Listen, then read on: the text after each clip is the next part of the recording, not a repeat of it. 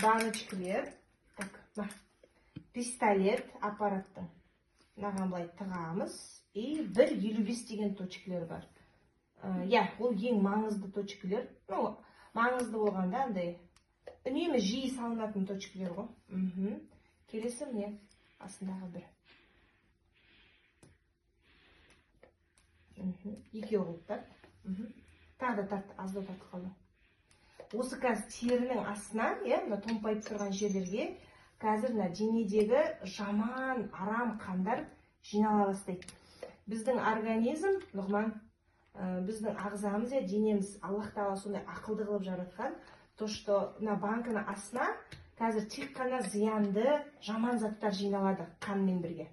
Басқа жақсы заттарды организм бермейді, өзінде сақтап қалады. Хорошо? Так, Нұғман балам, бисмилля, қара. Остеопатияда, жалпы массажда дене ол адамның жаңағыдай бір бүтін, жалпы дене ол бір бүтін зат. Ема? Кел. Остеопатия ол энергия арқылы, қолдың жылуы арқылы денені жұмсарту. Хорошо? Міне мысалға жұмсақ жұмыс жасаймыз. Жұмсақ, қатты батырмаймыз. Енді қара, біреусі мына жерден арқаның бастауы және бел. Осы жерден ұстап тұрамыз. И осы ұстау бізде шамамен бір 40 минутқа дейін ұстап тұра беруге болады. Қолдың жылуымен жалпы денеде біз бір қозғалысты сеземіз. Ол төменге, жоғарыға или жоғарыға, төменге бір қозғалыс болады. Онда релиз деп атайды. Қозғама.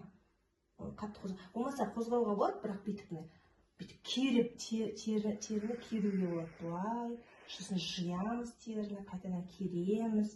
Осындай манипуляциялар жасау арқылы адамның денсаулығына жақсы поддержка жасаймыз.